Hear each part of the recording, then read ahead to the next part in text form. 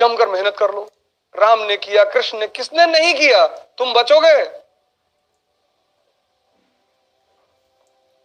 जब राम नहीं बचे, 14 साल लगा भगवान बनने में, तुम तो बहुत छोटी सी चीज मांग रहे हो, आईएएस, लेकिन टाइम लेगी, सैक्रिफाइस लेगी।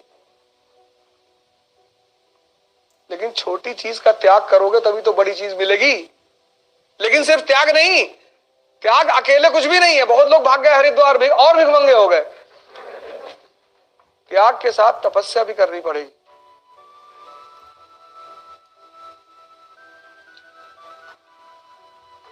कृष्ण भगवान है, स्ट्रगल कर रहे हैं। राम भगवान है, स्ट्रगल कर रहे हैं। नियम है इस धरती का, नियम कोई तोड़ ही नहीं सकता,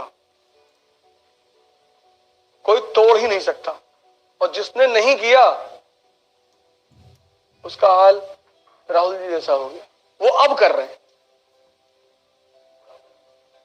अगर वो जवानी में कर लिए होते ना तो आज उनको स्ट्रगल नहीं कर, क्योंकि स्ट्रगल आपको जो चीजें सिखाती है। जब तुम घर छोड़ते हो तो सिर्फ घर नहीं छोड़ते, तुम कंफर्टेबल जोन भी छोड़ देते हो।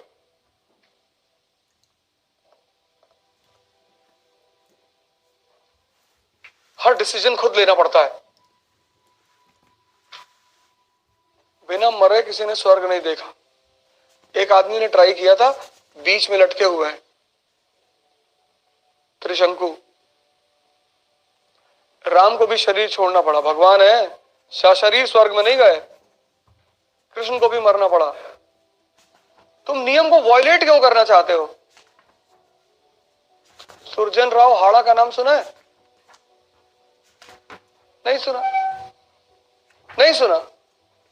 अब सुनोगे। मेडिवल इंडिया में रणथंभौर के राजा थे सुरजन राव हाड़ा। नहीं सुना ना, क्योंकि वो लड़े नहीं। लेकिन राणा प्रताप का नाम तो सुना है। फिर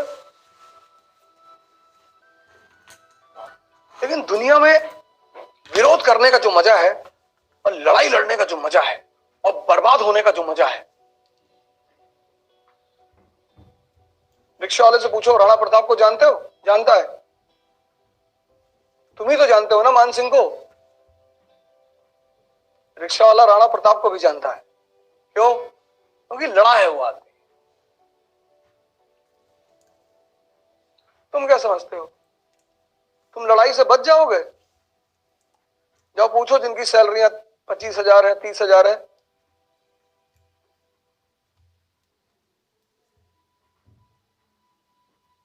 एक होता है घुट घुट कर जीना, वो लड़ाई नहीं है। इस दुनिया में कोई लड़ाई से बच नहीं सकता। ये न्यूटन का चौथा लॉ है। हमसे कहा था अवध भाई बता देना, हमने कहा बता दें।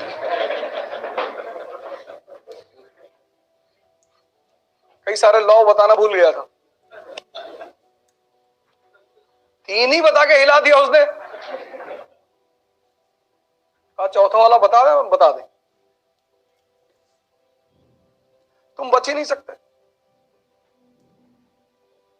तुम बच ही नहीं सकते। ऑप्शन ही नहीं है, तुमको फील होता है। और जितने लोग लड़ रहे हैं, नाम उन्हीं का है। जब तक राम का नाम रहेगा ना, तब तक रावण का भी रहेगा। हारने से क्या होता है?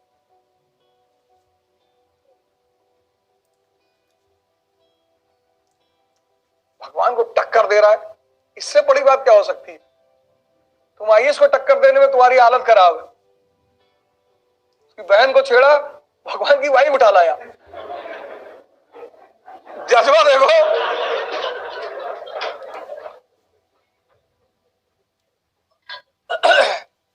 चाहे जो भी बैकग्राउंड स्टोरी रही हो, लेकिन तुम भाई का जज्बा देखो। बहन आके कह रही भैया मेरा नाक काट दिया। अरे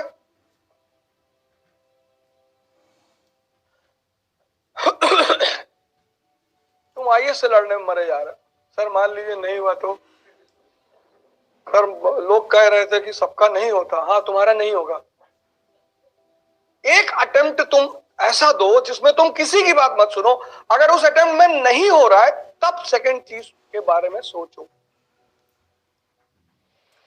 और सर अगर आपको लगता है कि जिंदगी में लड़ाई नहीं करनी पड़ेगी तो आप गलतफहमी में जी रहे हैं सर। लड़ना है सर, जिंदगी का मतलब लड़ना। अब आप डिसाइड करो कि कहां। चपरासी बन गए सरकारी एसबीआई में, कितनी सैलरी? 25,000। आप सोच के देखो, अगर आप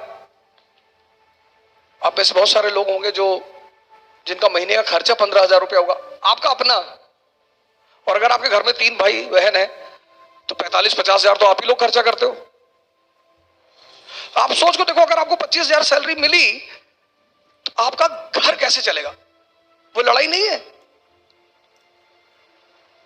आप कहते हो भाई साहब पढ़ाई करने में बड़ा लड़ाई करना पड़ता है। सर जिंदगी का मतलब लड़ाई है सर,